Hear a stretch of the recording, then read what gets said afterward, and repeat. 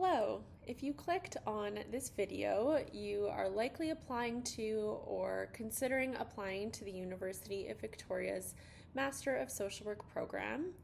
In this video, I am going to walk you through how to complete the written components of the application and really how to stand out. So my name is Jessica and I'm an application advisor with MSW Helper, which is a platform dedicated to helping Master of Social Work applicants complete their applications for the Master of Social Work program. The support and feedback provided by MSW Helper goes beyond just providing general edits or checking for grammar. It really focuses on the nuances of the social work profession and really how to incorporate this nuance into your applications. So if this is the first time you are hearing about MSW Helper or you would like more information or support, I recommend checking out the MSW Helper website for support, which also includes some free resources. And you can find this link in the YouTube description box below or by going to www.mswhelper.com. And please note that MSW Helper is not affiliated with the University of Victoria. All tips are our own opinion, so please visit the University of Victoria website for the most up-to-date essay prompts and requirements. All right, let's get into it. So, in your application essay, or also referred to by the school as the Statement of Intent, you are required to respond to 2 prompts. So these prompts are the same regardless of the specific MSW program that you are applying to. So the foundation program, the advanced program, or the Indigenous specialization. And you have 1,000 words altogether to answer both of the prompts. And although not part of the Statement of Intent, you are also required to complete an experience summary form, which is different from your resume that you will submit. And again, be sure you check with the school's program website for the most up-to-date information, as sometimes the prompts change from year to year. So we're going to start with the prompt related to self-reflexivity. And before we get into how to respond to the prompt, I am going to briefly define self-reflexivity and discuss how it differs from self-reflection.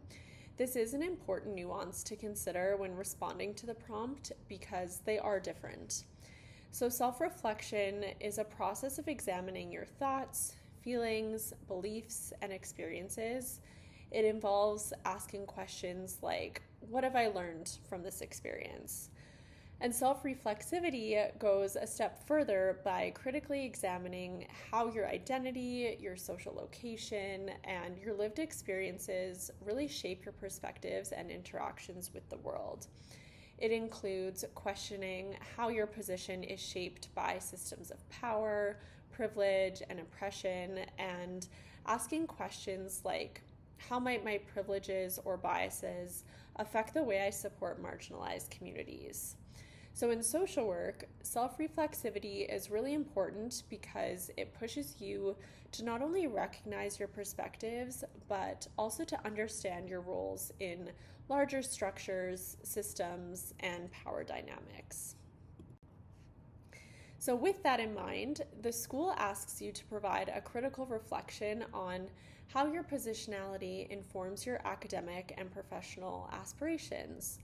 So within this prompt, they also ask you to speak to how who you are and where you come from informs your worldview and your intentions and motivations for your social work education and practice. And be sure to really consider and speak to issues of power, privilege, and oppression. It's also important not to simply list your lived experiences and various aspects of your identity, but to really demonstrate your critical thinking skills by discussing how your experiences and identities have informed your worldview, your motivation to apply to the program, be an MSW level social worker, and work within your specific area of interest. And in addition, when discussing your social work aspirations, the University of Victoria specifically asks you to address why you are choosing their program and how it aligns with your goals. So be explicit about what draws you to the University of Victoria's School of Social Work and how what it offers will help you to achieve your professional goals. Be sure to use concrete examples that are unique to this School of Social Work. I always recommend with this that you look at what the specific program offers, so maybe in terms of specific courses and how those align with your area of interest, or maybe there's certain values of the program that really align with your values, and that's why you're choosing this specific school. And since the statement of intent requires you to reflect on personal experiences and identities, it's really important to be intentional about what you share and why. So you want to avoid trauma dumping by ensuring that every experience you include has a clear purpose and directly answers the prompt. So rather than just listing multiple examples, focus on a few key experiences that are really fully developed and directly relevant. You have the flexibility to decide which personal experiences best help you to address the required components of the statement. And I always recommend only a couple of sentences to provide context for the experience, and the rest of the space really should be spent directly answering the prompt question. So now let's talk about what a strong versus a not so strong response to the reflexivity prompt can look like. So here's a weaker example. I grew up in a working class family, and this taught me the value of hard work and perseverance. Now, there's nothing wrong with this statement, but you'll notice that it doesn't actually show reflexivity. It just describes an experience. So here's a stronger example. Growing up in a working class family, I often witnessed how financial stress shaped my parents' interactions with systems like healthcare and education. This shaped my worldview by making me more sensitive to systemic inequities. At the same time, as someone who later had the privilege of accessing post-secondary education, I'm aware of how my current opportunities differ from those of many families I want to support as a social worker. And even there, you can add more around your specific area of interest, not just supporting families, but you can kind of see the difference. The second version connects personal experience to systems of power and privilege, which is exactly what self-reflexivity is all about. And you can then speak to how this experience has informed your decision to apply to this program and how it shapes your social work goals and your area of interest. When you write your essay, you want to aim to go beyond just telling your story. So show the committee that you can critically analyze how your identities and your experiences shape your perspective as a future social worker. So the second prompt is on the topic of decolonization, anti-racism, intersectionality, and equity. So within your statement, you want to incorporate what the concepts of decolonization, anti-racism, intersectionality, and equity mean to you. So avoid simply defining these terms. The admissions committee already assumes you understand them and they know what they mean as well. So instead, you want to provide specific examples of how you will apply these concepts in your future social work practice, such as your role in advancing decolonization efforts or challenging racial biases and inequities within the field. The examples that you provide should directly align with approaches that you will use within your specific area of interest. And this is also where naming your area of interest at some point in your essay can be helpful.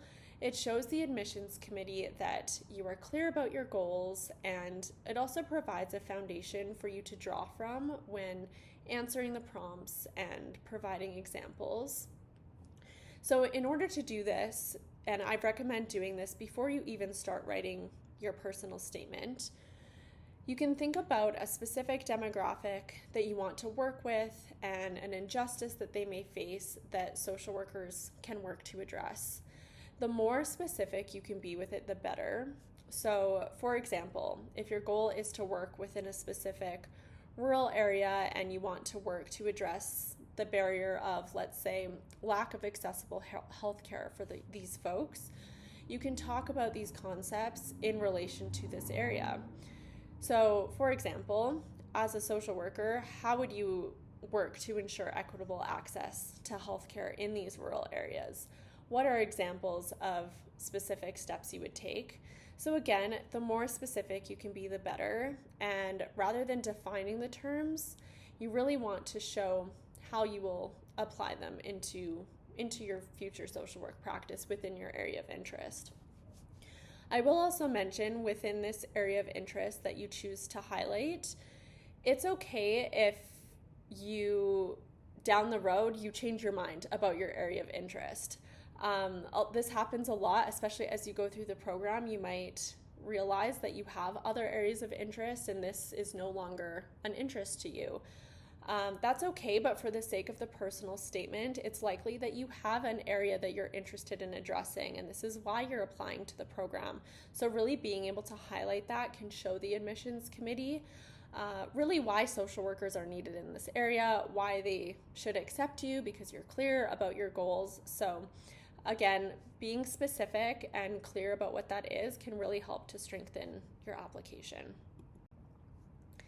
So now let's go through a more specific example related to an interest of working specifically with Indigenous youth in rural areas.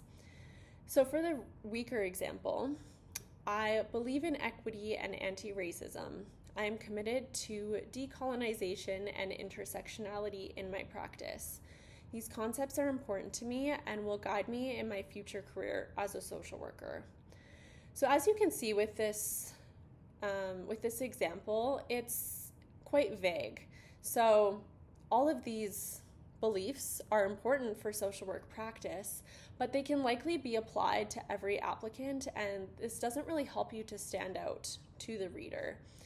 So for an example, as a stronger example includes, at the micro level, I would build relationships with Indigenous youth and families in rural areas by centering Indigenous knowledge and healing practices rather than relying solely on Western clinical models. This advances decolonization by respecting community-led approaches and ensures equity by making services culturally safe and accessible.